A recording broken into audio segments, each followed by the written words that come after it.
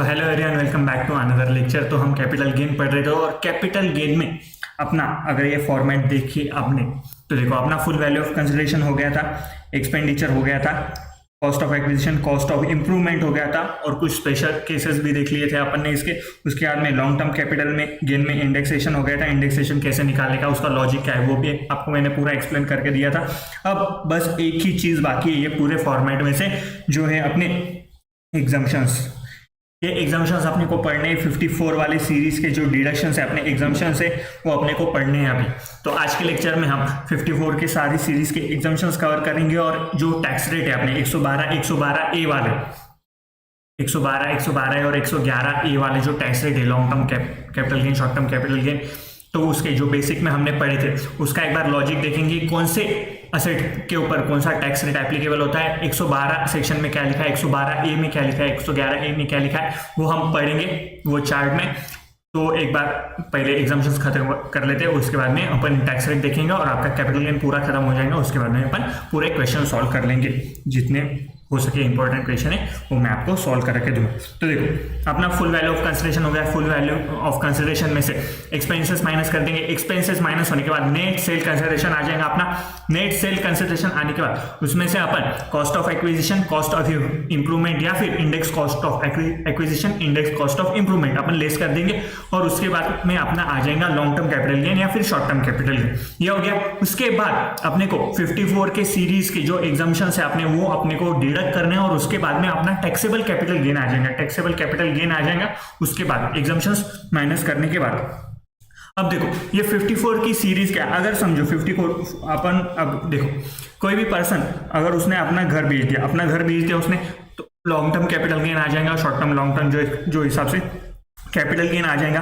Capital gain आने के बाद अगर उसने सेम घर लिया मतलब रेसिडेंशियल हाउस प्रॉपर्टी परचेस की, तो गवर्नमेंट बोलता है चलो यार रेसिडेंशियल प्रॉपर्टी बेच के, अगर पुराना घर हो गया होगा उसका, तो वो बेच के उसने नई प्रॉपर्टी ले ली। तो इसमें कुछ ऐसे कुछ झोल वाला काम नहीं, कुछ फ्रॉड नहीं करने का इंटेंशन था उसका, बस उसने नई प्रॉपर्टी ली। तो अपन क्या कर देते हैं, जो ये नई प्रॉपर्टी है ना उसका जो भी अमाउंट है नए प्रॉपर्टी का वो अपने कैपिटल गेन में से माइनस कर देते हैं और जो भी बचा उसका कैपिटल गेन उसके ऊपर टैक्स लगा देते। तो ये गवर्नमेंट का इंटेंशन था कि टैक्स जितना कम हो सके, या फिर जो नेसेसरी है, अब घर नेसेसरी, या फिर गवर्नमेंट की कुछ कंपलसरी एक्विजिशन की वजह से अपने को वो प्रॉपर्टी छोड़नी पड़ी, तो उसके वजह से अपन ने फिर नई प्रॉपर्टी ली। तो उसके अंदर अपना कुछ इंटेंशन नहीं था फ्रॉड करने का, तो इसके वजह से ये 54 की सीरीज के एग्जाम्पशंस लाए थे। और जो अपन कैपिटल गेन निकालते हो इसको डिडक्ट करेंगे और उसके बाद में अपना टैक्सेबल कैपिटल गेन आ जाएगा। तो देख लेते हैं एक बार 54 के सीरीज के पूरे एग्जाम्पशंस अपन।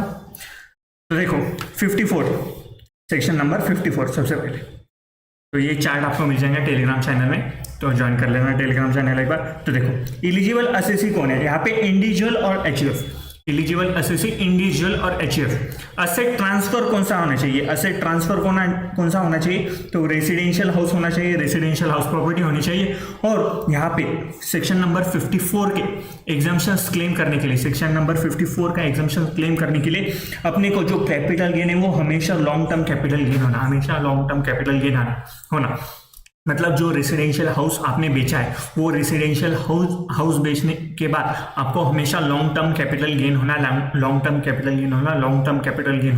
अगर शॉर्ट टर्म कैपिटल गेन रहा तो आप 54 सीरीज का एग्जाम्पशंस बेनिफिट नहीं ले सकते। 54 सेक्शन नंबर 54 के का अपन एग्जाम्पशंस डिडक्शन अपन क्लेम नहीं कर सकते, जो बेनिफिट है 54 का नहीं ले सकते। तो रेसिडेंशियल हाउस प्रॉपर्टी होना और वो लॉन्ग टर्म होना, लॉन्ग टर्म गेन अराइज होना, तभी अपन 54 सेक्शन नंबर 54 का यहाँ पे अपन बेनिफिट ले सकते। उसके बाद में कंडीशन क्या है, अब जो कंडीशन है तो ये जो है income from such house should be chargeable under the house property. अब ये सेल्फ ऑक्यूपाइड भी हो सकती है और लेट आउट भी हो सकती है, पर लेट आउट अगर रही तो इसका जो इनकम है वो अपना इनकम फ्रॉम हाउस प्रॉपर्टी होना। अब इनकम फ्रॉम हाउस प्रॉपर्टी कब होगा, जब अपन ने खुद ने ओन की वो, या फिर रह रहे, या फिर लेट आउट करके रखे। अगर बिजनेस होगा तो उनका अगर प्रॉपर्टी सेल परचेस का बिजनेस होगा तो ये पीजीबीपी में चला जाएगा। तो पर उनका जो इनकम है वो अगर रेंट पे देके रखा होगा उन्होंने उनकी हाउस प्रॉपर्टी, तो फिर यहाँ पे आ सकता है। पर बिजनेस के लिए वो इंडिविजुअल का होना, इंडिविजुअल और एचयूएफ का ही बिजनेस होना। अगर कोई कंपनी रही तो फिर से 54 सेक्शन नंबर 54 का बेनिफिट वो क्लेम नहीं कर सकते वहां। तो देखो इंडिविजुअल एचयूएफ होना, इंडिविजुअल एचयूएफ होने के बाद उसने रेसिडेंशियल हाउस प्रॉपर्टी ट्रांसफर करना और अब उसका लॉन्ग टर्म कैपिटल गेन होना, उसका लॉन्ग टर्म कैपिटल गेन होना, उसका जो इनकम है वो इनकम फ्रॉम हाउस प्रॉपर्टी में आना चाहिए, जो भी हाउस प्रॉपर्टी उन्होंने बेची। अब जो भी असेट ले रहे हैं, जो भी नया असेट ले रहे हैं, अब जो असेट बेचा है उसके बदले में कुछ नया असेट लेंगे तो अपना क्वालिफाइंग असेट कौन सा है, या फिर asset in which capital gain has been invested, जिसमें भी अपन ने अपना कैपिटल गेन इन्वेस्ट किया है। जो क्वालिफाइड असेट, जो असेट पुरानी असेट बेच के अपन ने जो नई असेट ली तो वो कौन सी होनी चाहिए। तो देखो एक तो एक वन रेसिडेंशियल हाउस सिचुएटेड और 2 residential house situated in India. मतलब इंडिया में अपन प्रॉपर्टी ले सकते हैं, इंडिया में अपन प्रॉपर्टी ले सकते हैं। इंडिविजुअल एचयूएफ उसने अगर रेसिडेंशियल प्रॉपर्टी बेच दी और उसके ऊपर लॉन्ग टर्म कैपिटल गेन आया और उसके बदले में उसने एक रेसिडेंशियल प्रॉपर्टी या फिर 2 रेसिडेंशियल प्रॉपर्टी उसने परचेस कर ली, तो अपन 54 का सेक्शन नंबर 54 का एग्जम्पशंस क्लेम करेंगे, बेनिफिट ले सकते हैं। अब यहाँ पे where capital gain does not exceed 2 crore, where capital gain does not exceed 2 crore. अब देखो 1 residential house property situated in India या फिर 2 residential house property where capital gain does not exceed 2 crore. मतलब अगर 2 करोड़ से कम अपना कैपिटल गेन है, 2 करोड़ से कम अपना कैपिटल गेन, 2 करोड़ से कम अपना कैपिटल गेन है, तो अपन 2 हाउस प्रॉपर्टी भी ले सकते हैं, 2 हाउस प्रॉपर्टी भी ले सकते हैं, 2 हाउस प्रॉपर्टी भी ले सकते हैं। 2 करोड़ से ज्यादा नहीं भाई, 2 करोड़ से कम देखने का अपने को। देखो 2 residential house in India where capital gain does not exceed 2 crore, does not exceed 2 crore, मतलब 2 करोड़ तक अपना कैपिटल गेन रहा, 2 करोड़ तक अपना कैपिटल गेन रहा, तो हम 2 हाउस प्रॉपर्टी भी ले सकते हैं, 2 हाउस प्रॉपर्टी भी ले सकते हैं, 2 हाउस प्रॉपर्टी भी ले सकते हैं। अब जब भी ऐसे अमाउंट आती तो अपन क्या सोचते हैं, 2 करोड़ से ऊपर आके 2 हाउस प्रॉपर्टी ले सकते हैं। ऐसा नहीं है, 2 करोड़ तक अमाउंट रही, 2 करोड़ तक अपना कैपिटल गेन रहा, तो 2 करोड़ तक अपना कैपिटल रहने के बाद अपन 2 हाउस प्रॉपर्टी भी परचेस कर सकते हैं, 2 हाउस प्रॉपर्टी भी परचेस कर सकते हैं। पर 2 करोड़ के ऊपर कैपिटल गेन है, 2 करोड़ के ऊपर अपना कैपिटल गेन है, तो बस अपन एक ही हाउस प्रॉपर्टी परचेस करेंगे, एक ही हाउस प्रॉपर्टी परचेस करेंगे और उसका अपन बेनिफिट क्लेम करेंगे। अगर 2 करोड़ के ऊपर अगर जा रहा है, 2 करोड़ के ऊपर अपन जा रहा है, तो अपन एक ही हाउस प्रॉपर्टी का ले सकते हैं, या फिर 2 करोड़ तक रहा, 2 करोड़ तक अपना कैपिटल गेन रहा, तो अपन दोनों प्रॉपर्टी का यहाँ पे बेनिफिट ले सकते हैं। अब देखो टाइम लिमिट। अब ये जो प्रॉपर्टी ले रहे हैं अपन, जो हाउस प्रॉपर्टी बेची, हाउस प्रॉपर्टी बेचने के बाद अपने को लॉन्ग टर्म कैपिटल गेन आया, लॉन्ग टर्म कैपिटल गेन आने के बाद अपन ने वो उससे एक कोई रेसिडेंशियल हाउस परचेस किया या फिर अपना कैपिटल गेन 2 करोड़ तक है, तो अपन 2 हाउस प्रॉपर्टी भी परचेस कर सकते हैं। अगर ये देखो कैपिटल गेन अगर 2 करोड़ से ऊपर है, 2 करोड़ से ऊपर है, तो बस अपन एक ही हाउस प्रॉपर्टी परचेस कर सकते हैं। पर कैपिटल गेन 2 करोड़ तक है, कैपिटल गेन 2 करोड़ तक है, तो अपन 2 हाउस प्रॉपर्टी परचेस कर सकते हैं, 2 हाउस प्रॉपर्टी परचेस कर सकते हैं। अब अपन 1 या 2 हाउस प्रॉपर्टी परचेस कर लिए। अब ये परचेस कब करना चाहिए? अब कैपिटल गेन मेरे को 2012-13 में हो रहा है और मैं 24-25 में उसका प्रॉपर्टी ले रहा हूं, तो अपने को डिडक्शन नहीं मिलेगा। तो देखो गवर्नमेंट ने बोल के रखा है ये परचेस कितने साल में होना, 1 साल में, विद इन 1 ईयर बिफोर। मतलब अपन हाउस प्रॉपर्टी बेच रहे हैं, अपनी हाउस प्रॉपर्टी बेच रहे हैं, तो उसके 1 साल पहले तक हम एक हाउस प्रॉपर्टी या फिर 2 हाउस प्रॉपर्टी ले सकते हैं। अपन एग्जाम्पल ले लेते हैं कि एक ही हाउस प्रॉपर्टी अपन ले रहे हैं। अब समझो मैं ये हाउस प्रॉपर्टी बेच रहा हूँ, ये हाउस प्रॉपर्टी बेच रहा हूँ, तो मैं ये बेचने से 1 साल पहले तक मैं एक हाउस प्रॉपर्टी ले सकता हूँ और उसका बेनिफिट ले सकता हूँ 54 सेक्शन 54 में। या फिर ये बेचने के बाद 2 साल, ये बेचने के बाद 2 साल तक, यहाँ 1 साल, यहाँ सोल्ड और यहाँ पे 2 साल तक, ये पीरियड में मैंने ये प्रॉपर्टी परचेस करने को होना, जो क्वालिफाइंग एसेट अपना वो परचेस करने को होना।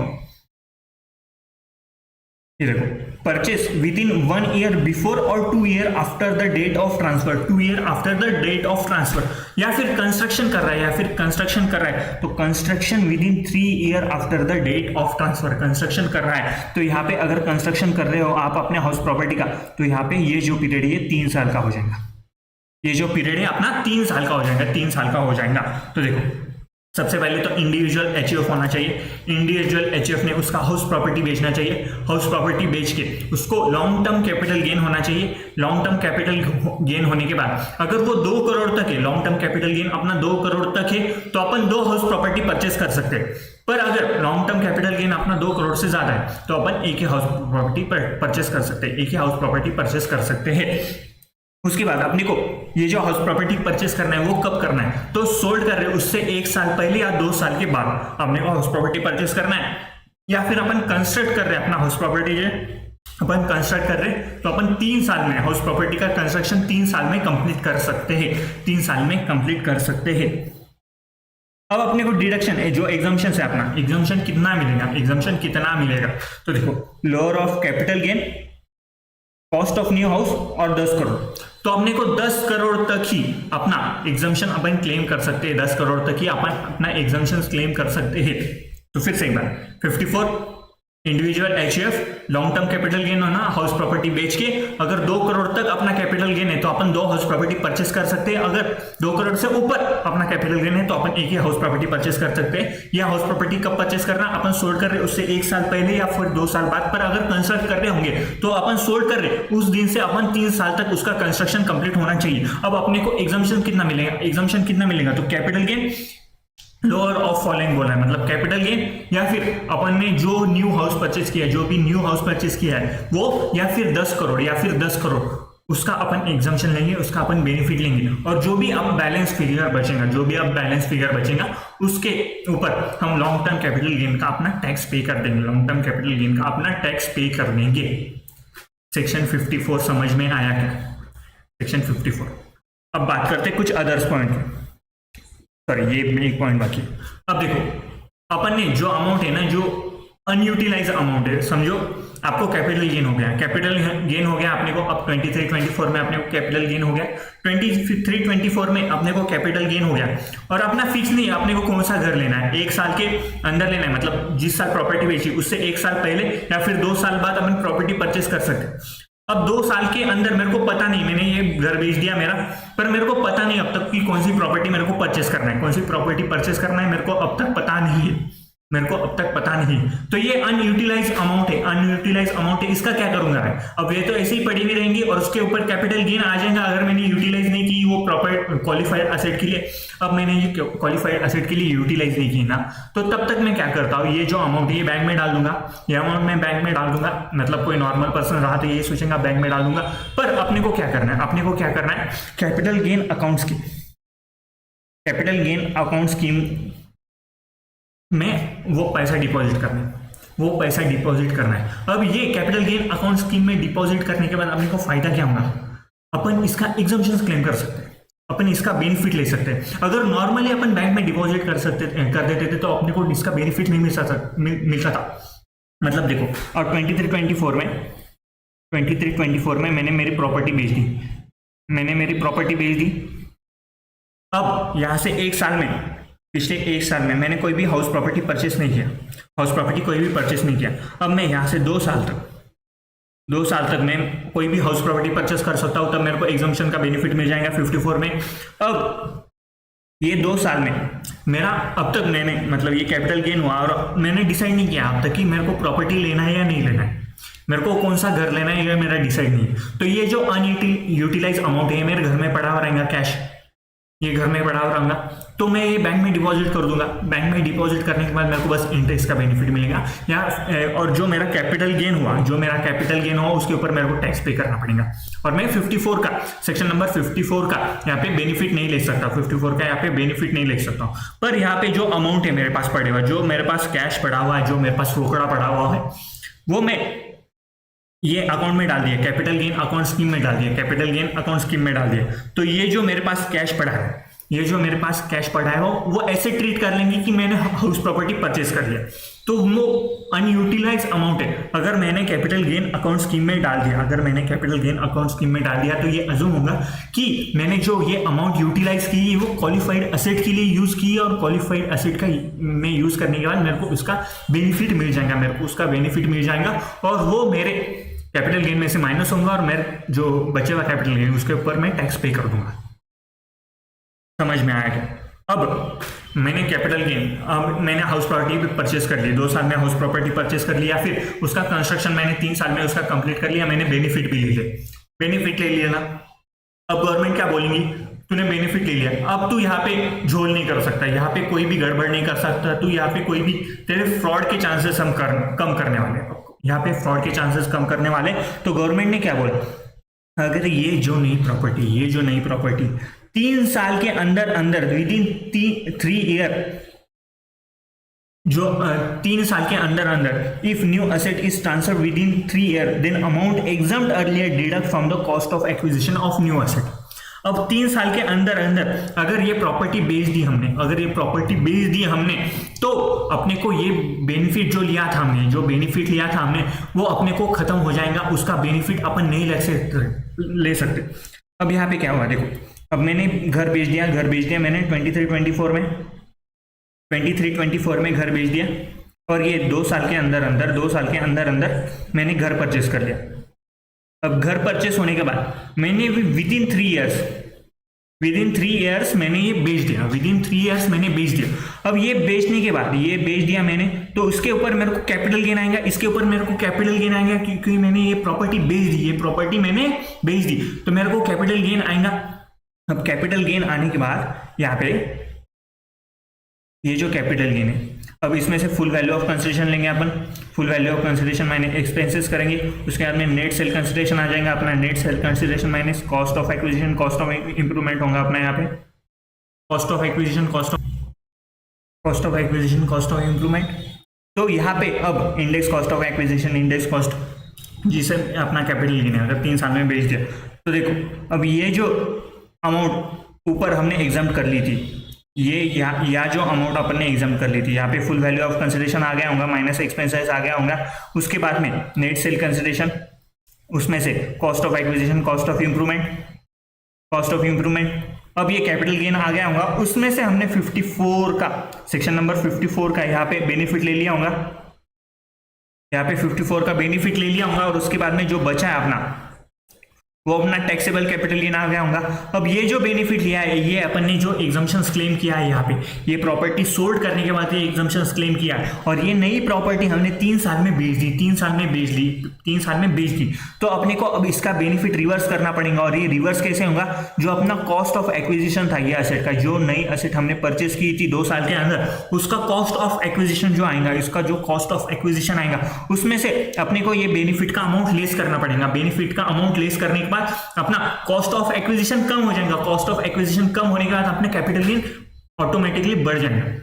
तो यहाँ पे अपन ये जो इफेक्ट लिया है उसका वो रिवर्स कर देंगे। अपन ये न्यू प्रॉपर्टी अगर 3 साल में बेच दी, तो अपन ने जो 54 का, सेक्शन नंबर 54 का जो बेनिफिट हमने क्लेम किया था लास्ट टाइम जब कैपिटल गेन हुआ था अपना ओरिजिनल एसेट बेचने के बाद, उसको रिवर्स करना पड़ेगा, तो कॉस्ट ऑफ एक्विजिशन से अपने को माइनस कर देना पड़ेगा। तो देखो, न्यू असेट अगर ट्रांसफर कर दिया 3 साल में, तो अपने को डिडक्ट करना पड़ेगा from cost of acquisition of new asset, जो बेचा अपन 3 साल के अंदर, तो न्यू असेट से माइनस कर देने के बाद अपने को कैपिटल गेन जो है अपना बढ़ जाएगा। तो देखो, अपना इंडिविजुअल एचयूएफ ने हाउस प्रॉपर्टी ट्रांसफर करना, हाउस प्रॉपर्टी लॉन्ग टर्म वाली होना, उसके बाद में हाउस प्रॉपर्टी ट्रांसफर होने के बाद उसके 1 साल के पहले और 2 साल के बाद अपन एक हाउस प्रॉपर्टी ले सकते हैं। अगर 2 करोड़ तक अपना कैपिटल गेन रहा तो अपन 2 हाउस प्रॉपर्टी भी परचेस कर सकते हैं, और कंस्ट्रक्शन कर रहे होंगे तो 3 साल के अंदर अपन कंस्ट्रक्शन कंप्लीट कर सकते हैं। अब अपन एग्जम्पशन कितना लेंगे, तो कैपिटल गेन अपना, या फिर जो अपन ने प्रॉपर्टी में इन्वेस्ट किया है वो अमाउंट, या फिर 10 करोड़, इतना अपन एग्जम्पशन क्लेम कर सकते थे, विचएवर इज लोअर, तीनों में से विचएवर इज लोअर का अपन एग्जम्पशन क्लेम कर लेंगे। अब अगर अपना अमाउंट अनयूटिलाइज रहा तो हम कैपिटल गेन अकाउंट स्कीम में ये अमाउंट अनयूटिलाइज अमाउंट अपन वहां पे डिपॉजिट कर देंगे। अब विड्रॉल ऑफ स्कीम कब होगा, ये जो न्यू प्रॉपर्टी हमने परचेस की 2 साल के अंदर 3 साल के अंदर जो कंस्ट्रक्ट की जो प्रॉपर्टी, ये हमने 3 साल के अंदर बेच दी, 3 साल के अंदर ये प्रॉपर्टी बेच दी, तो अपने को जो 54 का बेनिफिट हमने लास्ट टाइम लिया था वो अपने को रिवर्स करना पड़ेगा, जिसमें किसमें से, जो कॉस्ट ऑफ एक्विजिशन है, ये न्यू प्रॉपर्टी का, उसमें से अपने को लेस करना पड़ेगा और अपना कैपिटल गेन बढ़ जाएगा उस केस में। अब देखो, अब क्या होता, ये घर मैंने बेच दी 23-24 में, मैंने ये घर बेच दिया। घर बेचने के बाद यहाँ पे 2 साल के अंदर अंदर मेरे को घर लेना है, घर ले लूंगा मैं 2 साल के अंदर, तो मेरे को बेनिफिट मिल जाएगा 54 का। अब 54 का बेनिफिट लेने के लिए मेरे को एक घर पसंद है, मेरे को एक घर पसंद आया और मैंने बहुत फ्यूचर का प्लानिंग कर लिया, मैंने बहुत फ्यूचर का प्लानिंग कर लिया और मेरे बीवी बच्चे को, जो बच्चे होंगे मेरे, उनका भी काम आएगा। तो मेरे को 2 हाउस प्रॉपर्टी यहाँ पे परचेस करने की थी, जो आजू बाजू थी कि मैं इधर एक घर में रहूंगा और दूसरे घर में मेरे बच्चे बच्ची पोता पोती रहेंगे। ऐसे ऐसे मैंने कुछ फ्यूचर प्लानिंग कर लिया और मैंने 2 प्रॉपर्टी मेरे को पसंद आ गई, 2 प्रॉपर्टी मेरे को पसंद आ गई। अब आपको ये बताना पड़ेगा कि ये 2 साल के अंदर अंदर मैंने अगर ये 2 प्रॉपर्टी परचेस कर ली, मैंने अगर ये 2 प्रॉपर्टी परचेस कर ली, तो मेरे को एग्जम्पशन कितना मिलेगा? एग्जम्पशन कौन सा प्रॉपर्टी का मिलेगा? एक प्रॉपर्टी का या दोनों का? तो एक केस लॉ हुआ था यहाँ पे, जो केस लॉ में क्या हुआ था, अगर प्रॉपर्टी एडजेसेंट है, मतलब आजू बाजू की प्रॉपर्टी, या फिर कोई फ्लैट ले रहे हैं अपन, तो फ्लैट एकदम आमने सामने है, तो क्या सोचेंगे अपन, ये जो इधर का कंपाउंड है वो तोड़ देंगे और एक बड़ा सा बंगलो बना देंगे यहाँ पे मस्त एकदम। तो अगर कोई भी प्रॉपर्टी साइड बाय साइड रहे, एकदम आजू बाजू चिपक के रही वो प्रॉपर्टी, तो वो प्रॉपर्टी को हम एक ही प्रॉपर्टी कंसिडर करेंगे, वो प्रॉपर्टी को हम एक ही प्रॉपर्टी कंसिडर करेंगे, वो प्रॉपर्टी हम एक ही प्रॉपर्टी कंसिडर करेंगे। समझ में आया यहाँ तक? तो देखो ये प्रॉपर्टी एक प्रॉपर्टी कंसिडर हो गई। अब मेरे को कैपिटल गेन हुआ, अब मेरे को कैपिटल गेन हुआ और ये जो 2 प्रॉपर्टी वो मैंने अपनी वाइफ के नाम से खरीदी, मैंने वाइफ के नाम से खरीदी। जो पुरानी प्रॉपर्टी थी वो मेरे नाम से थी, कैपिटल गेन भी मेरा हो, पर ये जो नई प्रॉपर्टी वो मैंने वाइफ के नाम से खरीदी।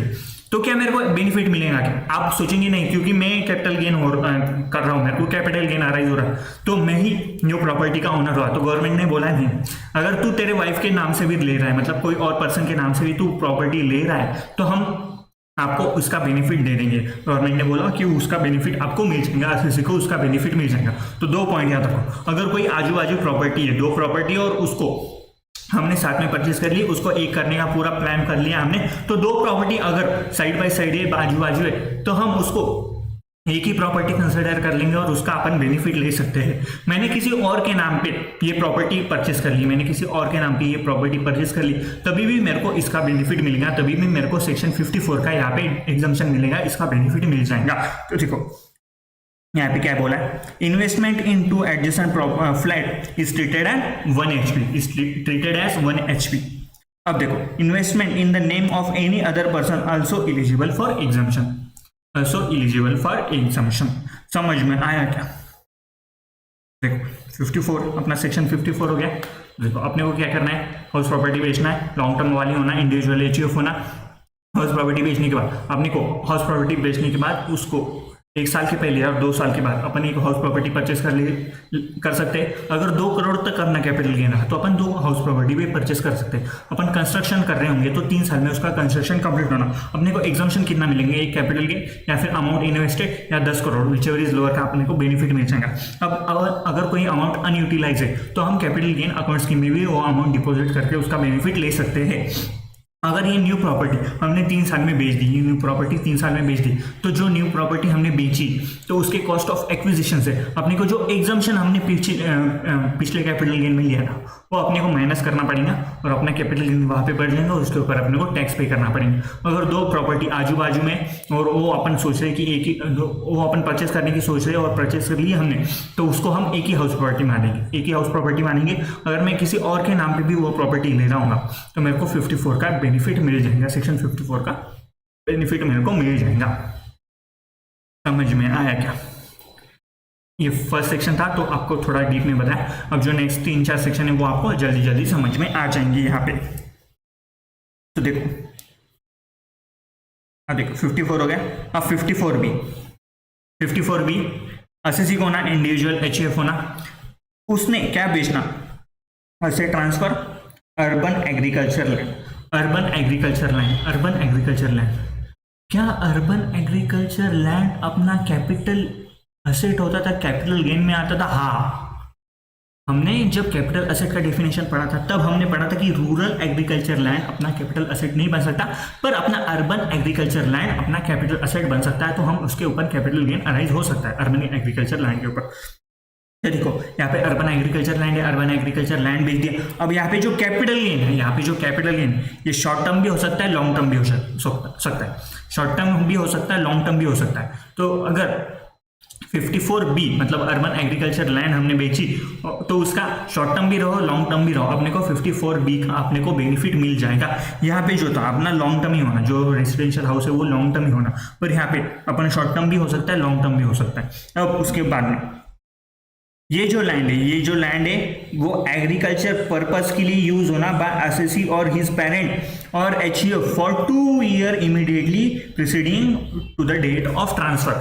मतलब जो जिस साल अपन बेच रहे हैं उस साल से 2 साल मतलब पिछले 2 साल वो एग्रीकल्चर के लिए यूज होना चाहिए, एग्रीकल्चर के लिए यूज होना चाहिए, एग्रीकल्चर के लिए यूज होना चाहिए। Land should be use by the agriculture purpose by assessee और हिज पेरेंट्स और HUF for 2 year immediately preceding to the date of transfer. मतलब 2 साल के लिए ये एग्रीकल्चर पर्पस के लिए यूज होनी चाहिए। अब एग्रीकल्चर पर्पस आपको एग्रीकल्चर जब एग्री इनकम सिखाया था मैंने तब बताऊंगा एग्रीकल्चर पर्पस क्या होता है कि अपन प्राइमरी उस पर एक्टिविटी करते हैं। तो एग्रीकल्चर पर्पस के लिए यूज होना चाहिए 2 साल तक, immediately preceding to the date of transfer से पहले 2 साल के लिए ये कैपिटल जो अर्बन एग्रीकल्चर लैंड है वो एग्री पर्पस के लिए यूज होना चाहिए। तो देखो यहाँ पे इंडिविजुअल एचईएफ है, अर्बन एग्रीकल्चर लैंड होना, लॉन्ग टर्म भी हो सकता है, शॉर्ट टर्म भी हो सकता है। अब लैंड जो है लैंड अपना एग्रीकल्चर पर्पस के लिए यूज होना चाहिए 2 साल तक, मतलब ट्रांसफर करने से 2 साल के ट्रांसफर करने से पहले 2 साल वो एग्री पर्पस के लिए यूज होना चाहिए। अब ये जो लैंड है उसके बदले में हम क्या परचेस करना चाहिए, land for being use for the agriculture purpose. मतलब हमने अर्बन एग्रीकल्चर लैंड बेचा, आपने अर्बन एग्रीकल्चर लैंड बेचा और उसके बदले में हमारा क्वालिफाइड असेट कौन सा है, तो हम बस एग्री पर्पस के लिए कोई भी लैंड परचेस करने को ना, एग्री पर्पस के लिए कोई भी लैंड परचेस करने को ना, तो उधर रूरल भी हो सकता है, अर्बन भी हो सकता है। यहाँ पे उन्होंने बताया नहीं कि ऊपर हमने अर्बन एग्रीकल्चर लैंड ही बेचा तो आप नीचे भी अर्बन एग्रीकल्चर लैंड लो, नहीं, ऊपर long term capital gain, short term capital gain, कोई भी कैपिटल गेन हो सकता है, अर्बन एग्रीकल्चर लैंड चाहिए और उसके बदले में हम बस land B use for the agriculture purpose. यहाँ पे नहीं बोला उन्होंने रूरल एग्रीकल्चर लैंड होना या अर्बन एग्रीकल्चर लैंड होना, यहाँ पे बस उन्होंने मेंशन करके रखा है कि यहाँ पे बस एग्रीकल्चर पर्पस का लैंड होना। समझ में आया क्या? तो देखो अर्बन एग्रीकल्चर लैंड बेचना चाहिए, लॉन्ग टर्म या शॉर्ट टर्म अपने को उससे फर्क नहीं पड़ेगा 54B में, तो उसके बदले में हमने और वो एग्रीकल्चर लैंड जो ट्रांसफर कर रहे हैं उससे पहले 2 साल के लिए वो एग्री पर्पस के लिए यूज होना चाहिए और उसके बदले में हम एग्रीकल्चर लैंड परचेज करेंगे। रूरल भी हो सकता है, अर्बन भी हो सकता है, रूरल भी हो सकता है, अर्बन भी हो सकता है। उसके बाद में purchase within 2 year after the date of transfer, तो 2 साल तक अपने को ये परचेस करने को होना। ये जो लैंड बेची हमने कैपिटल गेन अराइज हुआ, उसके बदले में अर्बन एग्रीकल्चर लैंड बेची हमने, उसके बदले में हमको लॉन्ग टर्म या शॉर्ट टर्म कोई भी कैपिटल गेन हो सकता है और उसके बदले में हम बस एग्रीकल्चर लैंड परचेस करेंगे। एग्रीकल्चर लैंड हमको कितने साल में परचेस करना है, 2 साल में परचेस करना है। अब यहाँ पे कंस्ट्रक्शन नहीं हो सकता ऑब्वियसली, तो यहाँ पे कोई कंस्ट्रक्शन का क्लॉज नहीं है। अपना एग्रीकल्चर पर्पस के लिए लैंड परचेस करें तो 2 साल में ये एग्रीकल्चर लैंड वाला अपना एग्रीकल्चर लैंड अपन परचेस करने को होना। अब एग्रीकल्चर लैंड परचेस को होना तो अपने को एग्जम्पशन कितना मिलेगा, तो कैपिटल गेन और cost of new agri land, capital gain और cost of new agriculture land को अपना बेनिफिट मिल जाएगा 54B में। उसके बाद अब ट्रीटमेंट ऑफ अनयूटिलाइज अमाउंट, तो हम यहाँ पे भी कैपिटल गेन अकाउंट स्कीम में यहाँ पे जो भी अपना अनयूटिलाइज अमाउंट है तो वो हम कैपिटल गेन अकाउंट स्कीम में डाल सकते हैं unutilise amount up to the date of furnishing ITR। यहाँ पे याद रखो कि अपने को फर्निशिंग ITR जो अपना ड्यू डेट है ITR का उससे पहले तक अपने को ये अमाउंट डिपॉजिट करना है। ड्यू डेट क्या होती है अपन जब रिटर्न पढ़ेंगे तब आपको समझ में आ जाएगा, ऑडिट के केस में अलग होता है, नॉन ऑडिट के केस में अलग होता है। तो due date of furnishing ITR तक अपने को कैपिटल गेन अकाउंट स्कीम में ये अमाउंट डिपॉजिट करना है। फिर से ये जो लैंड है, ये जो न्यू लैंड है, न्यू असेट अगर आपने 3 साल में ट्रांसफर कर दिया, अगर ये आपने असेट जो न्यू एग्रीकल्चर लैंड है आपने 3 साल में ट्रांसफर कर दिया तो आपको जो एग्जम्प्ट हुआ था कैपिटल गेन वो आपको cost of acquisition, new land का कॉस्ट ऑफ एक्विजिशन से अपने को माइनस कर देना पड़ेगा, कॉस्ट ऑफ न्यू एक्विजिशन से अपने को माइनस कर देना पड़ेगा। अब यहाँ पे एक ही पॉइंट है, अपन investment in the name of any other person is also eligible for exemption. तो देखो 54 क्या है अपना इंडिविजुअल HUF होना और अपना रेसिडेंशियल हाउस प्रॉपर्टी होना लॉन्ग टर्म के लिए। 54B क्या है अपना, B क्या है अपना, तो अर्बन एग्रीकल्चर लैंड होना, लॉन्ग टर्म भी हो सकता है, शॉर्ट टर्म भी हो सकता है। ये जो लैंड है ट्रांसफर करने से पहले 2 साल के लिए वो एग्री पर्पस के लिए यूज होना चाहिए। उसके बाद में अपने को क्वालिफाइड एसेट कौन सा लेना है, एग्रीकल्चर लैंड। यहाँ पे मेंशन किया है कि अर्बन होना, अर्बन एग्रीकल्चर लैंड होना या रूरल एग्रीकल्चर लैंड होना नहीं, उन्होंने बस बोल के रखा है कि एग्रीकल्चर लैंड होना। तो एग्रीकल्चर लैंड अमन ने परचेस कर ली, ये अपन 2 साल में परचेस कर सकते हैं, अपन 2 साल में परचेस कर सकते हैं। पर ये जो असेट ली अपन ने वो 3 साल के अंदर अपन परचेस कर ली, तो अब जो 54B का हमने एग्जाम्पशन क्लेम किया था वो अपने को रिवर्स कर देना पड़ेगा। कैसे रिवर्स कर देंगे, अपन कॉस्ट ऑफ एक्विजिशन से उसका अमाउंट माइनस कर देंगे, कॉस्ट ऑफ एक्विजिशन से उसका अमाउंट माइनस कर देंगे। तो 54B यहाँ पे हो गया आपका खत्म। देखो मैंने बोला ना, फर्स्ट अपने को सेक्शन समझने को थोड़ा टाइम लगेगा। कैपिटल गेन अकाउंट स्कीम क्या होता है, वो क्या होता है, डेट ऑफ ट्रांसफर में क्या होता है, कैसे कैसे एग्जाम्पशन मिलता है, तो सेकंड अपना जल्दी हो गया। देखो अब थर्ड बात करते हैं 54D। 54D में कौन असेसी कौन होना, एनी असेसी कंपनी हो सकती, फर्म हो सकती, एओपी भी हो सकता है, लोकल अथॉरिटी हो सकता है, एजीपी हो सकता है, इंडिविजुअल हो सकता है, एचएफ हो सकता है। एनी असेसी बोला, एनी असेसी, एनी असेसी। यहाँ पे कौन था अपना इंडिविजुअल और एचएफ, यहाँ पे कौन है any assessee, any assessee 54D। अब compulsory acquisition of land forming part of industrial undertaking.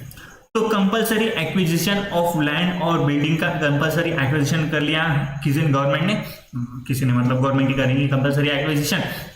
और वो जो लैंड और बिल्डिंग है वो इंडस्ट्रियल अंडरटेकिंग क्यों ना, वो जो लैंड और बिल्डिंग है forming part of an industrial undertaking. तो compulsory acquisition of land and building forming part of any industrial undertaking. यहाँ पे फिर से गेन जो है वो लॉन्ग टर्म भी हो सकता है, शॉर्ट टर्म भी हो सकता है, लॉन्ग टर्म भी हो सकता है, शॉर्ट टर्म भी हो सकता है। तो देखो 54D में एनी असेसी अपना land and building compulsory acquire कर लिया, जो इंडस्ट्रियल अंडरटेकिंग में अगर वो लैंड एंड बिल्डिंग एक्वायर कर लिया तो अपन 54D के एग्जाम्पशन के बारे में सोच सकते हैं, जिसमें लॉन्ग टर्म भी हो सकता है, ये कैपिटल गेन, शॉर्ट टर्म भी हो सकता है। अब अपना जो लैंड एंड बिल्डिंग है, ये land and building have been used for the business undertaking at least 2 year immediately preceding to the date of transfer. तो देखो land and building has been use for the business undertaking, जो business undertaking में है उसमें वो use होना चाहिए at least 2 year immediately preceding to the date of transfer. तो 2 साल तक मतलब ट्रांसफर करने से 2 साल के, ट्रांसफर करने से पहले 2 साल वो इंडस्ट्रियल अंडरटेकिंग में यूज होना चाहिए, इंडस्ट्रियल अंडरटेकिंग में यूज होना चाहिए। अब आपने अगर सोचा कि किसी ने बेचा होगा और अपने 2 साल इतना डीप में नहीं पूछते, तो इतना मत सोचो। अपने को बस इतना सोचा है कि वो बिजनेस अंडरटेकिंग के लिए एटलीस्ट 2 ईयर के बीच में यूज हुआ है क्या, नहीं डीप में नहीं पूछते, बस वो बोल देंगे कि इन्वेस्ट किया है तो आपको एग्जाम्पशन मिलेगा या नहीं मिलेगा। तो इतना मत सोचो कि किसी ने बेचा होगा, किसी को इतना फालतू दिमाग लगाने को अपने को टाइम नहीं है। जब आप आर्टिकलशिप में जाओगे अपने को सबसे पहले पास होना है, सबसे पहले एम क्या है अपना, पास होना है। अब पास होने के बाद आपको अब ITR कैसे होता है, क्या होता है, कैपिटल गेन का कैलकुलेशन कैसे होता है, वो आपको बस ये थियोरेटिकल नॉलेज है, प्रैक्टिकल कुछ अलग ही चलता है भाई, बहुत अलग चलता है प्रैक्टिकल। तो बस आप जो अपने लॉ में लिखा है वो एक बार समझ लो, जब आप प्रैक्टिकल करोगे आपके आर्टिकल में, तब आपको धीरे धीरे ये चीज़ें और डेवलप होती जाएंगी, आराम से डेवलप हो जाएगी, इसका कुछ भी टेंशन नहीं है। तो जो अपने को मॉड्यूल में लिखा रखा है वो बस अपने को याद करना है और उसके हिसाब से अपने को पेपर सॉल्व करना है, तब अपने को मार्क मिलेंगे, तब अपनी कुछ इज्जत बढ़ेगी कि अपन इंटर पास हो गया, अपन आर्टिकलशिप को ऑफिस में जा सकते हैं पूरे फॉर्मल कपड़ों के साथ, तो तभी अपने को इज्जत मिलेगी कि अपन इंटर पास हो गए। तो बस अपन पास होने के हिसाब से कुछ चीज़ें सोचनी चाहिए, इतना डीप में मत जाओ, क्योंकि इनकम टैक्स बहुत बड़ा है, बहुत बड़ा है। आपको अब ये जो CA इंटर का ही इनकम टैक्स लिया, तो बस आपको 5 हेड पढ़ने और कुछ रिटर्न तक का पढ़ना है। अगर आप फाइनल का सिलेबस देखिए, फाइनल के सिलेबस में 4-5 मॉड्यूल है और उसमें भी केस लॉ अलग दिए हुए, तो उसमें पूरा इनकम टैक्स से अपना जो रिटर्न फाइलिंग करने के बाद उसका असेसमेंट कैसे होता है, असेसमेंट होने के बाद जो अपना सर्वे रेड पड़ती है, वो रेड मूवी देखी होंगी आपने, तो वो कैसे होता है, सर्च सीजर, वो सारी चीज़ें होती है। उसके बाद में इंटरनेशनल टैक्सेशन कैसे होता है, इंटरनेशनल टैक्सेशन, अब बहुत सारे फर्म में इंटरनेशनल टैक्सेशन का कंसेप्ट ही नहीं होता है, बहुत बड़ी बड़ी फर्म रही तो वहाँ इंटरनेशनल टैक्सेशन उनको प्रैक्टिस में आता है, पर फाइनल पास करने के लिए तो पढ़ना ही पड़ेगा, फाइनल पास करने का तो अपने को पढ़ना ही पड़ेगा। तो इंटरनेशनल टैक्सेशन भी होता है। तो ऐसे बहुत सारी चीज़ें होंगी जो आपको लगेगा कि अपन इसमें डीप में जाएंगे, तो डीप में जाने की कोशिश मत करो। जितना अपने को जनरल ऊपर से नॉलेज मिल रहा है वो अपने को लेने का, वो अप्लाई करने का, क्वेश्चन के ऊपर पास हो जाने का टेंशन नहीं लगेगा। सिंपल फंडा है। जब तक अपने को CA की डिग्री नहीं मिलेंगे तब तक अपने को कोई भी इज्जत नहीं देगा। जब तक अपने पास CA की डिग्री आ जाएंगी, मतलब CA की डिग्री होने के बाद ही आपको साइन को कीमत होगी, नहीं तो आप कितने भी आपके पेपर के ऊपर साइन कर दो, उसके पहले अपना सीए का नाम लगा लो, अपने को कोई भी भाव नहीं देने वाला है। तो जितना दिए हुआ है अपने सिलेबस में वो जनरल अंडरस्टैंडिंग ले लो, क्या होता है कैसे होता है वो आप प्रैक्टिकल लाइफ में समझ जाओगे आराम से। तो देखो, तो अपने को अंडरटेकिंग है, जो बिजनेस अंडरटेकिंग है, जो बिजनेस अंडरटेकिंग है एटलीस्ट 2 ईयर इमीडिएटली प्रीसीडिंग जो है वो अपने बिजनेस अंडरटेकिंग के लिए यूज होना, बिजनेस अंडरटेकिंग में यूज होना। अब यहाँ पे क्या लेना है अपने को, क्वालिफाइंग असेट क्या अपना, लैंड एंड बिल्डिंग और right in land and building, land and building और right in land and building. यहाँ पे इंडस्ट्रियल अंडरटेकिंग बोला है क्या फिर से?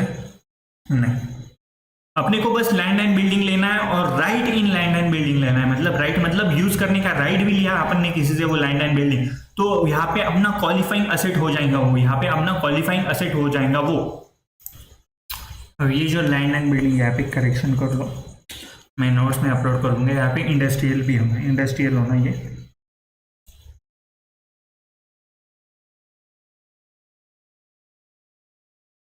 यहाँ पे इंडस्ट्रियल लैंड एंड बिल्डिंग होता है। तो देखो, land and building compulsory acquisition होना है लैंड एंड बिल्डिंग का, जो इंडस्ट्रियल अंडरटेकिंग हम यूज कर रहे हैं, जो बिजनेस है वो ट्रांसफर करने से पहले, मतलब कंपलसरी एक्विजिशन होने से पहले ये 2 साल के लिए इंडस्ट्रियल अंडरटेकिंग में यूज होना चाहिए। अब ये इंडस्ट्रियल अंडरटेकिंग में होने के बाद अपने को क्वालिफाइड असेट कौन सा लेना है, तो लैंड एंड बिल्डिंग लेना है या फिर right in land and building लेना है। Right in land and building लिया, अब ये कंस्ट्रक्शन, परचेज और construction within 3 year after the date of transfer, तो लैंड एंड बिल्डिंग है, अपन कंस्ट्रक्ट भी कर सकते हैं right in land and building या फिर लैंड एंड बिल्डिंग, तो अपन 3 साल में ये लैंड एंड बिल्डिंग परचेस कर सकते हैं। ट्रांसफर होने का कंपलसरी एक्विजिशन होने के बाद 3 साल में हमें परचेस कर सकते हैं। अब ये 3 साल में क्या होना चाहिए, ये शिफ्टिंग होना चाहिए या री इस्टेब्लिशमेंट ऑफ एग्जिस्टिंग अंडरटेकिंग और setting up of new industrial undertaking.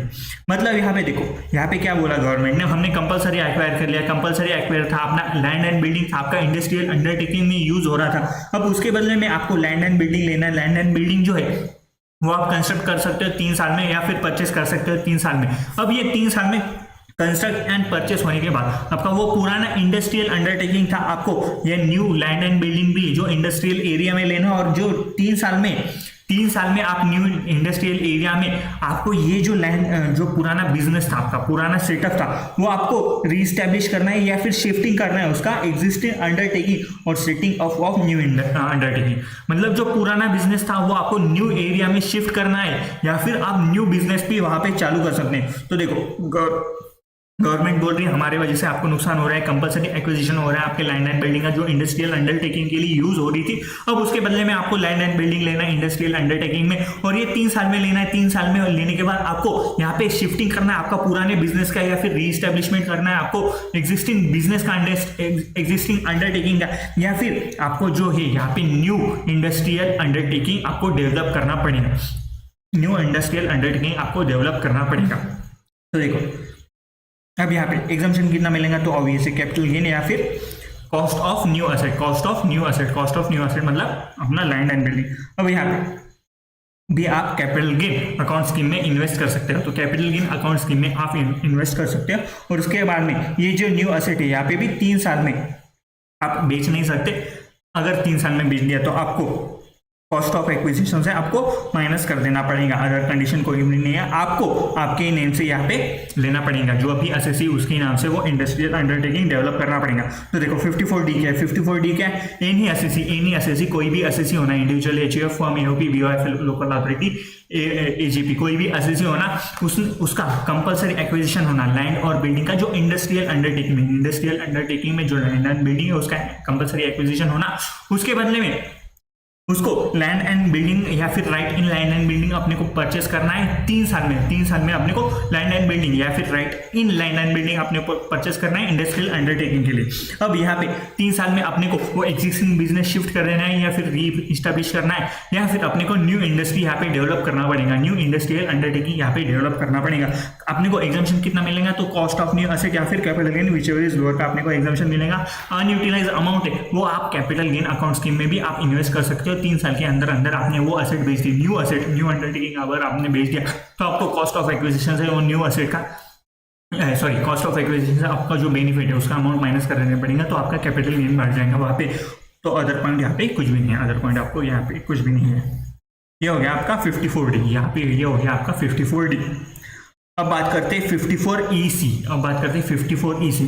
फिर से NESEC होना, लैंड और बिल्डिंग और both long term capital gain होना। अब देखो यहाँ पे short term capital gain, long term capital gain दोनों भी चल सकता था। यहाँ पे बस लैंड एंड बिल्डिंग जो है वो लॉन्ग टर्म कैपिटल गेन वाली होना, लॉन्ग टर्म कैपिटल एसेट होना, लैंड एंड बिल्डिंग, और वो आपने सोल्ड कर दी तो आपको 54EC का बेनिफिट आप ले सकते हैं, 54EC का बेनिफिट ले सकते हो। और land and building long term वाले होना, land and building long term वाले होना। अब देखो यहाँ पे आपको क्या करना है, यहाँ पे आपको बॉन्ड में इन्वेस्ट करना है, यहाँ पे आपको बॉन्ड में इन्वेस्ट करना है जो रिडीमेबल है आफ्टर 5 ईयर, जो रिडीमेबल है आफ्टर 5 ईयर्स। तो देखो आपको बॉन्ड्स, अब ये फुल फॉर्म में एक बार लिख के देता हूँ आपको, स्पेलिंग गलत नहीं होना, एक बार पॉज कर रहा हूँ मैं। तो देखो आपको यहाँ पे जो बॉन्ड है वो national highway authority of India, national highway authority of India या फिर रूरल इलेक्ट्रिफिकेशन कॉरपोरेशन लिमिटेड, इनके बॉन्ड परचेज करने या फिर any other bond notified by the CG.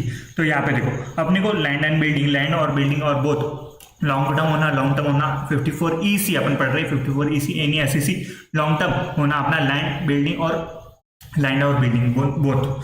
उसके बाद में जो अपना अमाउंट इन्वेस्टेड है, जो अपना अमाउंट इन्वेस्टेड है वो, अब यहाँ पे देखो कोई भी इंडस्ट्रियल अंडरटेकिंग नहीं, मतलब कोई भी प्रकार का, बस लॉन्ग टर्म अपना कैपिटल गेन अराइज होना लैंड एंड बिल्डिंग बेच के, long term capital gain arise होना लैंड एंड बिल्डिंग बेच के। अब लैंड एंड बिल्डिंग बेच के long term capital gain arise हुआ तो अपने को वो बॉन्ड में इन्वेस्ट करना है। कौन से बॉन्ड में?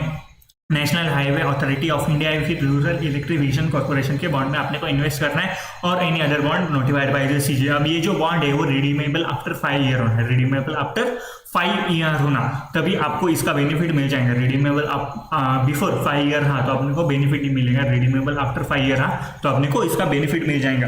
अब जो परचेस करने, यहाँ पे देखो परचेस करने हैं ना अपने को यहाँ पे, अब यहाँ पे 6 month after the date of transfer, 6 month of the date of transfer, 6 month after the date of transfer. यहाँ पे सब साल अपने को 2 साल, 1 साल, 2 साल, यहाँ पे 3 साल दिए, पर यहाँ पे एक ही कंडीशन है जिसमें अपने को बस 6 महीने चेक करना है, 6 महीने चेक करना है, 6 महीने चेक करना है, 6 महीने चेक करना है। तो land and building long term capital रहा, लॉन्ग टर्म कैपिटल गेन रहा अपना लैंड एंड बिल्डिंग बेच के, और वो बॉन्ड में इन्वेस्ट किया तो अपने को 6 मंथ तक ही अपन इन्वेस्ट कर सकते हैं, 6 मंथ तक ही अपन इन्वेस्ट कर सकते हैं, 6 मंथ तक ही अपन इन्वेस्ट कर सकते हैं। अब उसके बाद में जो बेनिफिट मिलेगा अपने को, तो capital gain, cost of new house, मतलब लैंड एंड बिल्डिंग जो अपन ने परचेस किया है, ये देखो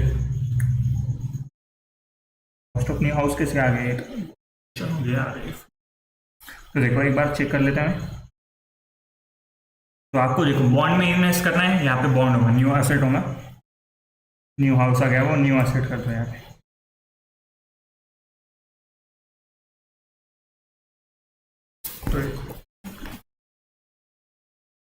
गलत हो गया फिर से,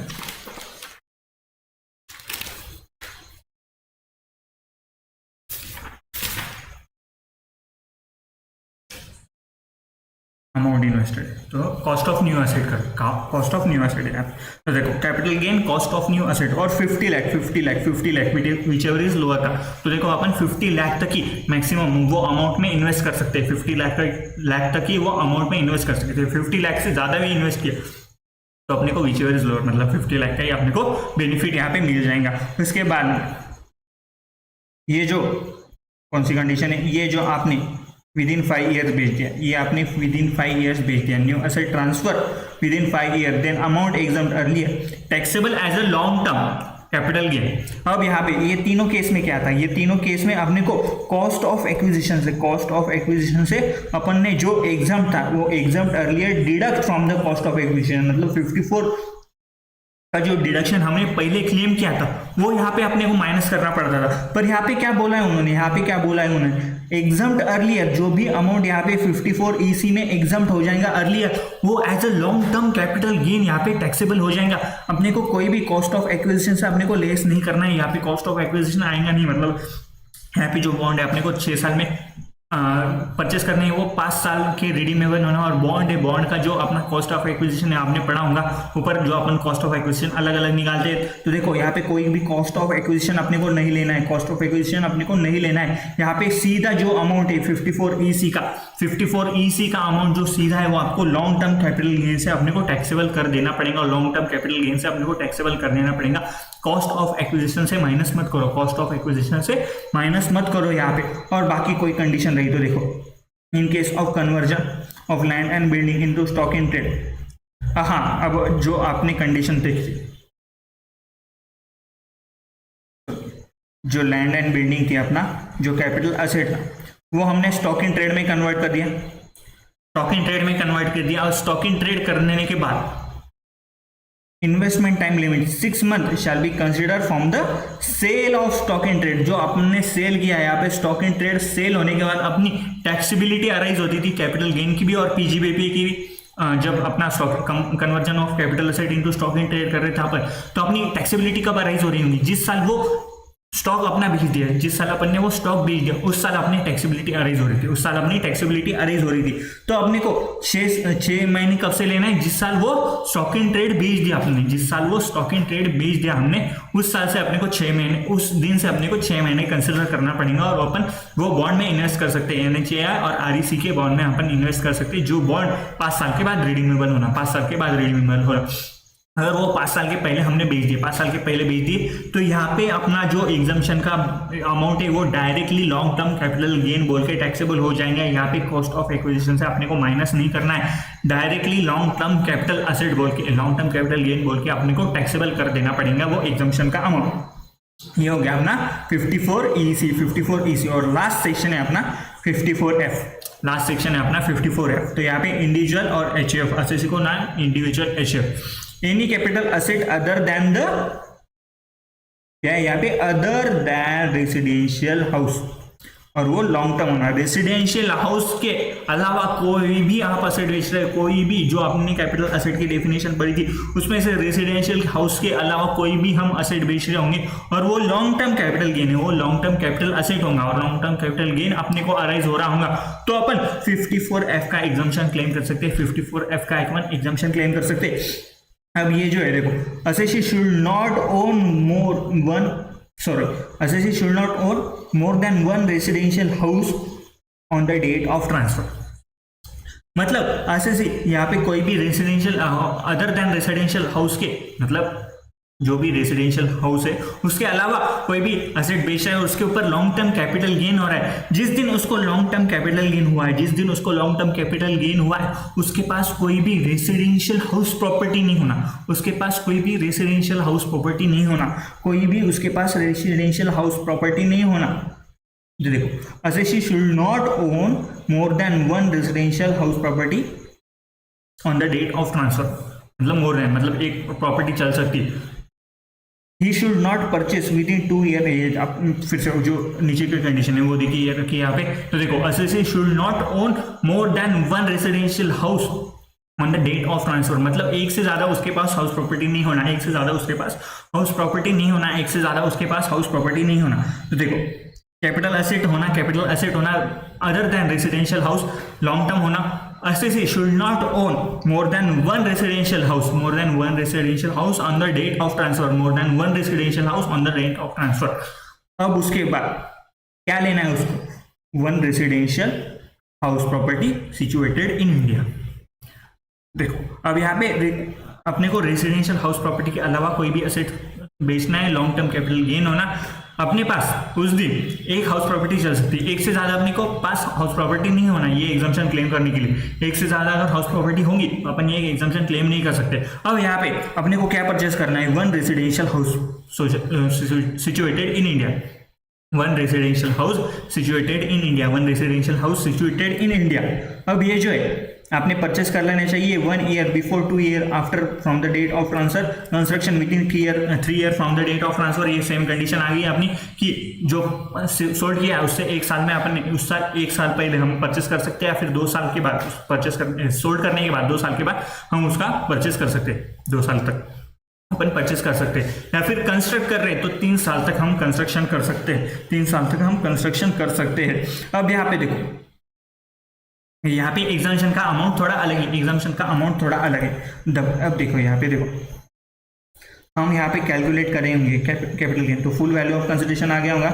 उसके बाद में हम एक्सपेंसेस माइनस किए होंगे। उसके बाद में अपना नेट सेल कंसिडरेशन आया होगा, net sale consideration net sale consideration को हाईलाइट करके रखना है। उसके बाद में हम cost of acquisition, sorry index cost of acquisition, क्योंकि लॉन्ग टर्म है, इंडेक्स कॉस्ट ऑफ इंप्रूवमेंट आ गया होगा, और उसके बाद अपना कैपिटल गेन आ जाएगा। और उसके बाद 54 की जो एग्जाम्पशन है अपन माइनस कर देंगे, और यहाँ पे EC वाला जो है, सॉरी एफ वाला अपन पढ़ रहे, तो एफ वाला यहाँ पे माइनस हो सकता है। अब देखो ये एग्जाम्पशन सॉर्ट हो जाएगा। अब देखो full value of consideration minus expenses ये आ जाएगा, net sale consideration, index cost of acquisition, index cost of improvement, अपना कैपिटल गेन आ जाएंगे। अब यहाँ पे अपना एंटायर कैपिटल गेन है, कैपिटल गेन एग्जम्प्ट हो जाएगा इफ जो कैपिटल गेन है अपने, ये पूरा का पूरा कैपिटल गेन अपना एग्जम्प्ट हो जाएगा, पूरा का पूरा कैपिटल गेन अपना एग्जम्प्ट हो जाएगा। कब?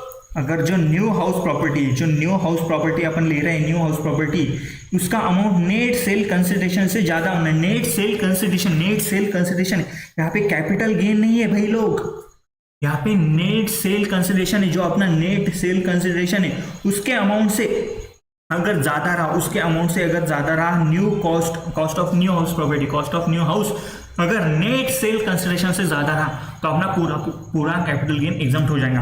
पर यहाँ पे if cost of new house जो अपना नेट सेल कंसिडरेशन से कम रहा, कॉस्ट ऑफ न्यू हाउस अपना नेट सेल कंसिडरेशन से कम रहा, कॉस्ट ऑफ न्यू हाउस अपना नेट सेल कंसिडरेशन से कम रहा, तो अपने को कैपिटल गेन जो आया अपना लास्ट में कैलकुलेट करके into amount invested in new house upon net sale consideration, इसका अपने को बेनिफिट मिलेगा। तो देखो अपना अगर जो न्यू हाउस परचेस करते हैं, तो सबसे पहले देखो अपने को क्या करना है, अपने को कोई भी एसेट बेच देने का है जो लॉन्ग टर्म होगा, जो लॉन्ग टर्म अपना कैपिटल गेन आ जाएगा। कोई भी एसेट अपन बेच सकते हैं अदर देन रेसिडेंशियल हाउस। अपने को क्या परचेस करना है, रेसिडेंशियल हाउस परचेस करना है सिचुएटेड इन इंडिया। अब जो रेसिडेंशियल हाउस परचेस कर रहे हैं, अपन कैपिटल गेन निकालेंगे ऊपर। अब जो cost of new residential house है, अगर ये अपना नेट सेल कंसिडरेशन से अमाउंट ज्यादा होगा जो इन्वेस्ट किया है हमने न्यू हाउस में, अगर नेट सेल कंसिडरेशन से ज्यादा होगा, तो अपना पूरा का पूरा कैपिटल गेन एग्जम्प्ट हो जाएगा। पर अपना कॉस्ट ऑफ न्यू हाउस है वो अपना नेट सेल कंसिडरेशन से कम है, तो अपने को capital gain into amount invested in new house divide by net sale consideration, मतलब अपने को प्रोपोर्शनेट अपना उसका प्रोपोर्शनेट जो है अपना कैपिटल गेन आया है उसका प्रोपोर्शनेट नेट सेल कंसिडरेशन के प्रोपोर्शनेट अपने को उसका एग्जम्पशन मिल जाएगा, नेट सेल के प्रोपोर्शन में उसका एग्जम्पशन मिल जाएगा। तो capital gain into amount invested divided by net sale consideration का अपना एग्जम्पशन लेना है। अब देखो if the cost of new house is exceed 10 crore, the amount exceeding 10 crore will not account, मतलब अपने को यहाँ पे मैक्सिमम है जो है अपने को 10 करोड़ तक यहाँ पे अपने को बेनिफिट मिल जाएगा। 10 करोड़ से कोई भी ऊपर अमाउंट है, 10 करोड़ से कोई भी ऊपर अमाउंट है तो अपने को इग्नोर कर देनी, अपने को यहाँ पे 10 करोड़ तक ही उसका बेनिफिट मिल जाएगा, 10 करोड़ तक ही अपने को उसका बेनिफिट मिल जाएगा। अब यहाँ पे भी कैपिटल गेन अकाउंट स्कीम में हम इन्वेस्ट कर सकते हैं। कैपिटल गेन अकाउंट स्कीम में जो न्यू एसेट है वो ट्रांसफर कर दिया है यहाँ पे, तो amount exempt earlier is taxable as long term capital gain. यहाँ पे भी कोई कॉस्ट ऑफ एक्विजिशन में से अपने को कोई भी माइनस नहीं करना है, यहाँ पे कोई भी कॉस्ट ऑफ एक्विजिशन से अपने को माइनस नहीं करना है, डायरेक्ट अपने को लॉन्ग टर्म कैपिटल गेन उसको चिपका देना है। अब ये जो इन्वेस्ट कर रहे हैं अपन, ये कोई भी दूसरे पर्सन के नाम पे भी हम परचेस कर सकते हैं, तो समझ में आया क्या यार?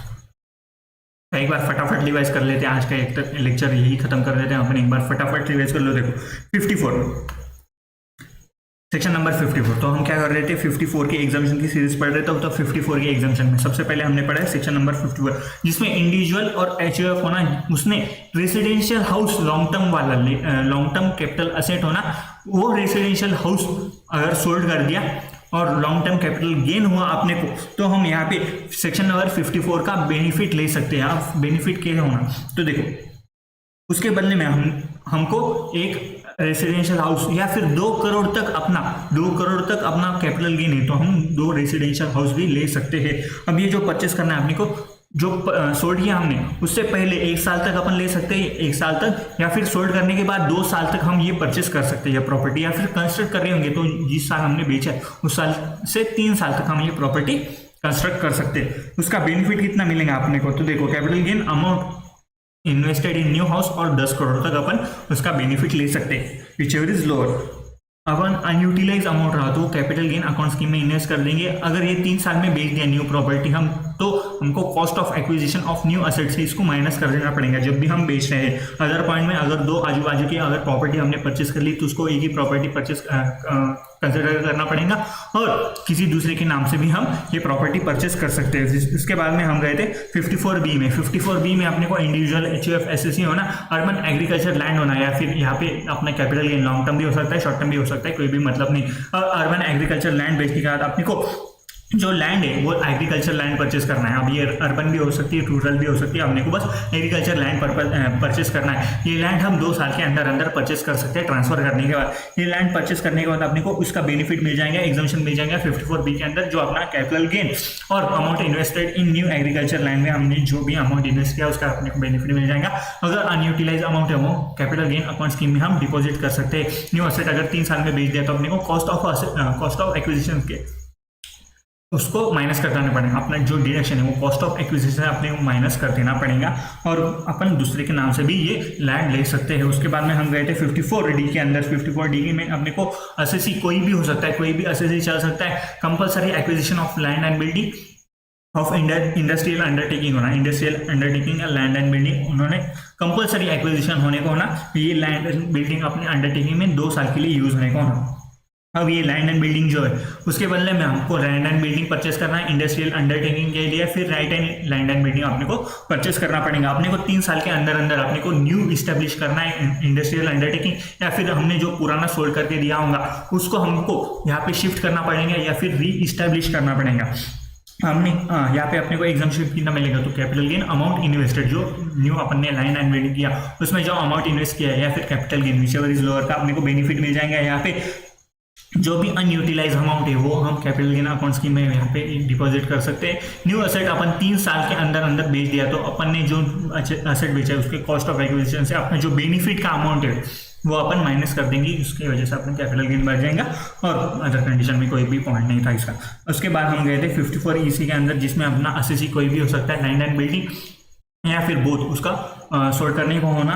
इसके बदले में अपने को परचेस करने है बॉन्ड कितने महीने परचेस करने हैं, 6 महीने अपने को बॉन्ड परचेस करने हैं। बॉन्ड कौन से होना, NHAI या फिर REC के बॉन्ड होना, या फिर कोई भी गवर्नमेंट नोटिफाइड बॉन्ड होना, जिसमें अपने को 6 महीने के अंदर इन्वेस्ट कर देना पड़ेगा from the date of transfer. 6 महीने के अंदर इन्वेस्ट करने के बाद ये जो रिडीमेबल बॉन्ड है 5 साल के बाद रिडीमेबल होना चाहिए, 5 साल के बाद रिडीम होना चाहिए। अब अपने को बेनिफिट कितना मिलेगा, कैपिटल गेन या फिर कॉस्ट ऑफ इन्वेस्टमेंट या फिर 50 लाख विचएवर इज लोअर का अपने को यहाँ पे बेनिफिट मिल जाएगा।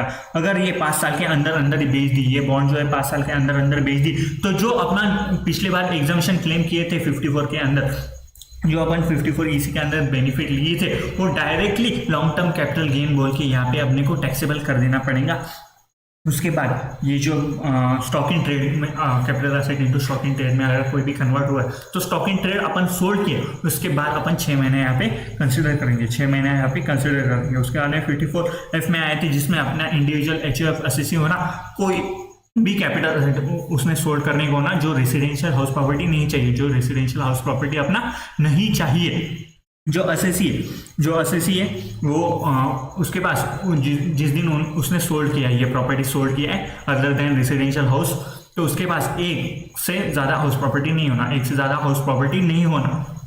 अब यहाँ पे जो क्वालिफाइड एसेट जो परचेस करना है उसको residential house situated in India purchase करना है 1 साल के अंदर, 1 साल पीछे या 2 साल के 2 साल तक सोल्ड करने के बाद 2 साल तक वो प्रॉपर्टी परचेस कर सकता है, या फिर कंस्ट्रक्शन रहा तो 3 साल तक वो कंस्ट्रक्ट कर सकता है। अब यहाँ पे कैपिटल गेन जो एग्जाम्पशन है अपना 54F का एग्जाम्पशन तो कैसा मिलेगा, अगर कैपिटल गेन जो है अपना जो नेट सेल कंसिडरेशन जो न्यू हाउस परचेस किया है वो नेट सेल कंसिडरेशन से अगर ज़्यादा होगा अमाउंट, नेट सेल कंसिडरेशन से अगर वो न्यू हाउस का अमाउंट ज़्यादा होगा तो अपने को पूरा का पूरा कैपिटल गेन एग्जाम्प्ट हो जाएगा। पर अपना न्यू हाउस का अमाउंट जो है वो नेट सेल कंसिडरेशन से कम रहा, नेट सेल कंसिडरेशन से कम रहा तो अपने को प्रोपोर्शन निकालना पड़ेगा। प्रोपोर्शन कैसे निकालेंगे तो capital gain into amount invested divided by net sale consideration का अपने को यहाँ पे बेनिफिट मिल जाएगा, नेट सेल कंसिडरेशन का अपने को बेनिफिट मिल जाएगा। और अगर 10 करोड़ से ऊपर भी कोई भी अपन ने असेट परचेस किया तो अपने को 10 करोड़ से ऊपर का अमाउंट इग्नोर कर देना है, मतलब अपने को 10 करोड़ की लिमिट यहाँ पे लगा देनी पड़ेगी।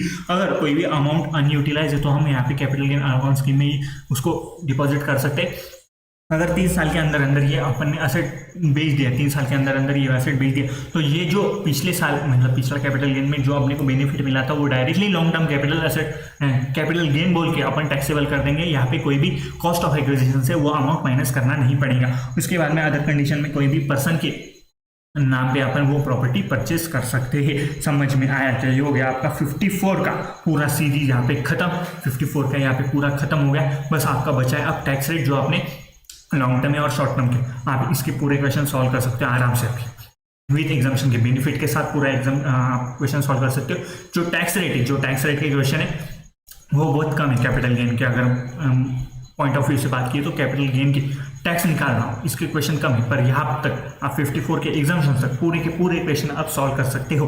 नेक्स्ट लेक्चर में अपन जो टैक्स रेट है वो लेंगे 112 है और 111 है कि अपन डिफरेंस समझ लेंगे, उसके टैक्स रेट लेंगे और जो भी इंपॉर्टेंट क्वेश्चन है वो अपन डिस्कस कर लेंगे और अपने कैपिटल गेन यहाँ पे खत्म हो जाएगा। अगर पसंद आया तो लाइक कर देना याद से। चलो मिलते हैं नेक्स्ट लेक्चर में। Bye bye.